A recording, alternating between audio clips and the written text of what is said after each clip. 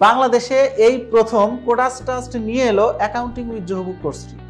আপনি হয়তো জোহো সিআরএম সম্পর্কে শুনেছেন বা ব্যবহার করেছেন। জোহো সিআরএম এর মতো জোহো বুকও একটি ক্লাউড সফটওয়্যার।